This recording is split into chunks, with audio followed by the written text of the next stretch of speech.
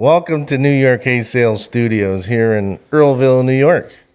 What do you think? We're working out our bugs on our new video podcasting. Yes, we are live. We are live. We are live. For the first time, January 3rd, 2025. 25, yes.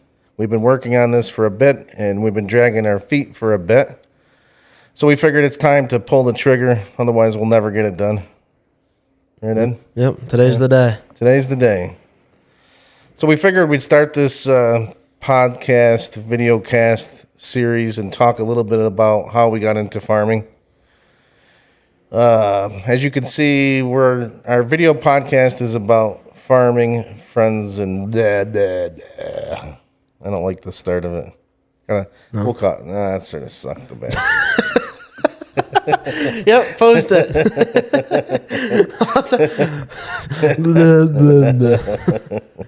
All right. But this video cast is about Farming. Yeah, okay, let's start over here. Welcome to New York Hay Sales Studios right here in Earlville, New York, folks. Coming to you live, finally. Ed and Ed from New York Hay Sales. How do I sound? Do I have a good radio voice? Yes, very good. Okay. Yep. What are you going to say, Ed?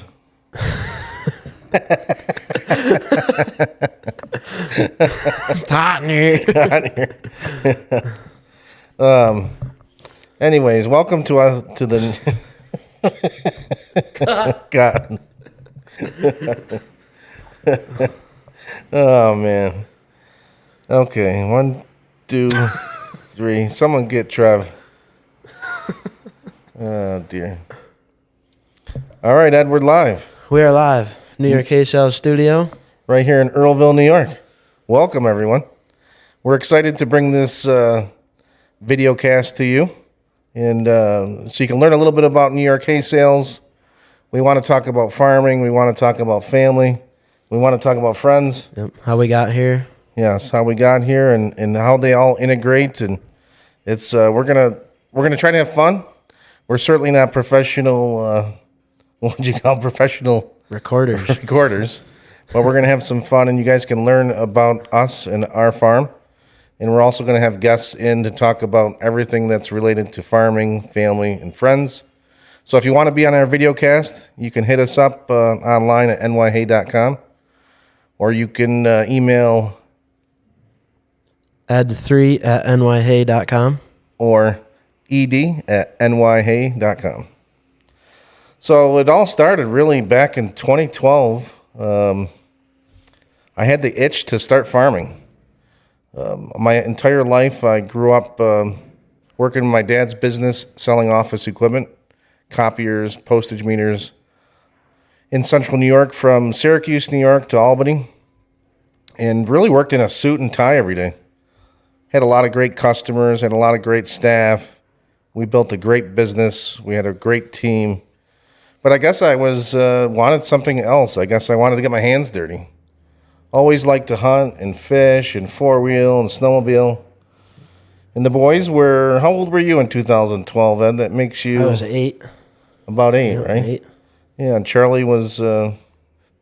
5. 5. So, they were young little boys that loved to be outside, and I wanted to introduce them to farming. And we had a little 8-acre field up in Marcy, New York, is where we used to live. And we planted a pumpkin patch to start. My wife Heather's great uncle Pete from Holland Farms Dairy in Oriskany, New York, gave me a 3-bottom plow. And I had a TN75 New Holland from Clinton Tractor. And we made a pumpkin patch. And we also made a sweet corn patch that year. Long story short, I don't think anything grew, did it then? No. Weeds and grass. Yeah. Sunflowers, maybe, if we were lucky. Yeah, we were horrible farmers, to be honest with you. It was pretty bad. But we had a lot of fun. We learned, we put a lot of hard work into the pumpkin patch. There was a couple hundred hills. Yep. It was great. We were out there weeding it, and then I had the great idea, because that was really hard work, buy a sprayer and spray some chemicals. I think I used the wrong spray. I did something wrong. I killed all the pumpkins. That was bad. It was bad. And then we got the corn in the ground, and corn started coming up. It was so exciting. We go out there every day and look at it. And Check it. then the grass came. Yep. And And then- it didn't stop coming. It never stopped coming. So I called my friend Lynn Compton at Growmark and said, well, what's going on here? And he came up and tested our soil and gave me some pointers, but I think he was just humoring me mostly, to be honest with you. Yeah. Yeah, so next year, I wasn't going to give up. So the next year we planted more corn and We got grass. we got grass, more grass. And I said, you know what? I suck as a sweet corn farmer and a pumpkin farmer. And anyways, I had bought, in that time period, I bought a bigger tractor and the corn planter and everything. And I said, this just isn't for me. This is a waste of resources. So I told my wife I'm going to sell the tractor and told the boys, like, we have to do something different with farming because this Firewood. yeah. I guess I did buy a log splitter. We had our shot at that too. But she said, what do you mean you're going to sell the equipment? I said, nah, it's not my gig. I better stick to the copiers. And she said, well, you've been wanting to buy a farm for like 10 years. So why don't you go out and buy a farm? That's all she had to say. And it took us about a year or two when we looked at countless farms, right, Ed? Yes, many. And A lot of dragging the side-by-side around in the trailer and going to different farms and talking to realtors, and what a pitta. But eventually we ended up here in Earlville, New York in 2014. We bought the first farm here in Earlville, about 360 some acres, about 135 tillable. In the 2016 16 or 17? Yeah. We had just moved here. We got our home built, and long story short, Eddie called me on the phone and said, hey, do you know that the farm over the hill is for sale? And I said, no. And I was just sort of, I was actually taking baleage bales off the field. It was like November. Mm-hmm. And I said, I was excited, but at the same time, I was like, oh, man, we just got done building the house and the horse barn and a shop. And anyways, we ended up buying the neighboring farm, and that brought our acreage up to about 610 acres. And that year, 2016, was the first. 2015 was our first year. We reseeded the entire farm from soybeans into Timothy orchard grass. And I knew absolutely nothing, zero, about making hay. So we consulted with the local Cornell Cooperative Extension. They gave us some suggestions on what to plant, and visited Clinton Tractor in Clinton, New York, the Caldona family. They are amazing. They brought me a bunch of equipment, and I'm sort of a hands-on guy. They said, you want to know how to use it? I said, give me a couple laps around the field, and I'll be good. And we started mowing hay and tedding hay and raking hay and baling hay, and the rest is somewhat history, but we made our fair share of real bad hay there the first couple of years. Small bales. Small bales. Round bales. Yeah. Small bales and bale baron and the round baler, and it was interesting ride. But anyways, getting back to some of the topics we wanted to talk about. I mean, how was it, Ed? You were, let's see, we moved here, we bought the farm in the fall of 14, closed in 15. Yeah, we finished school in Whitesboro 2015, and then started school in Sherburne the fall of 2015. No, it had to be 16, right? Because we built in 16. Oh, but yeah. Yeah, we're off a year, but that's okay. Yeah. So you started here in Fall of 2016, yeah. Yep. Sixth grade. Sixth grade. You came here, and Charlie would have been in fourth grade. grade? Fourth grade, yeah. So how was it to give up your life? I mean, we lived in the suburban neighborhood. Tell me what it was like. Couldn't wait to move. Big tractors, lots of places to ride four-wheelers, new friends. What wasn't there to not like? Were you scared? Not too much, I guess. I don't know if I was scared or just nervous, but just had to do it. I remember asking you one time, what are you thinking? You said, I'm ready to go. I got my bags packed. I'm sure they were. But we lived in a camper for like 6 months while they were building our house. That was an experience, wasn't It was it? interesting. Yeah. So It was cool the first night. And then after that, it was Yeah.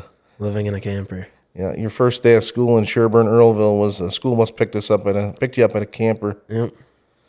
We fit right in here in the countryside. But really, it's pretty interesting because we used to deer hunt down here with some very good friends of ours over the years. And all of a sudden, I went from copier salesman to owning a farm where we deer hunt, and just by accident, really. What we've learned, and one of the things we want to talk about is how it's all integrated. And you develop these friendships through farming that are just lifelong, solid friendships that they're unbreakable. I mean, these folks that are friends we do anything for each other. It's something that farming has tied in together. Like, it's so difficult farming that when you need help, your friends are there to help you. It's just something I never experienced in the office equipment business.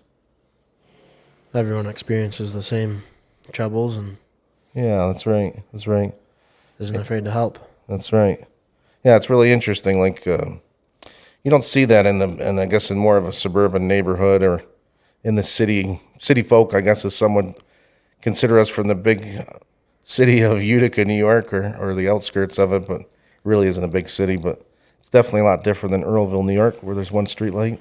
Yep. But we love it out here in Earlville. It is a little bit of a commute to the shopping centers and stuff, but I think it's really worth it. And parts. Yeah. Lots of parts. Yeah, lots of parts runs. How many times a week do you run to Utica for parts then? Well, about once a day, it seems like. Yeah. Sometimes you can get a break. Yeah, that's pretty crazy.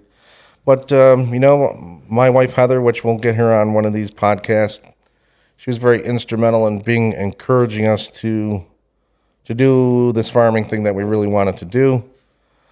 I was an office equipment sales guy and went full steam ahead trying to figure out how to make hay and sell hay. And I was failing pretty bad for a while, making and selling, to be honest with you. I couldn't sell a bale to save my life. Really couldn't. And then one day the phone rang, and actually it's someone that Heather knew, and it asked if we had hay, and I talked to the young lady, and at that time we were making big square bales, and she had indicated she'll take every bale that we had. And that was sort of kicked me in the butt a little bit. I guess I forgot I was so wound up making the hay that I forgot I had to sell the hay. Yep. And you guys were pretty young then, so you weren't going to be out on the road selling hay. Nope. In the skid steer, stacking hay. Yeah, that's right. What's some fun things that you had when you were young here making hay in? Times, the round baler and sitting behind it with the skid steer on the steepest hill we had and just waiting for it to ram into you. That's right. Ed would catch the round bales with the skid steer. Yep. Yeah. We missed a couple once in a while. I think I did. Barn Yeah, almost got the truck. cars. Yeah, did get the barn. Pretty Fence. good. Fence. Those round bales go right through the fence. Pretty good. Yep. Yeah. Let's see what else we want to talk about in for our inaugural video cast. I think we covered most of our agenda. Yeah. Well, we'll sign out for today. This is just sort of a test run for us, but we'll get you started on New York Hay Sales Studios and Ed, and we'll get Big Chuck in here. He's Ed's younger brother. We'll get my wife in here, Heather, too, so you can meet her. And you guys will get to know us, and we'll try to do some fun things, and we're going to get some of our friends in here, some of our family, some of our neighbors, and some of our vendors, some of our customers. And whoever else wants to.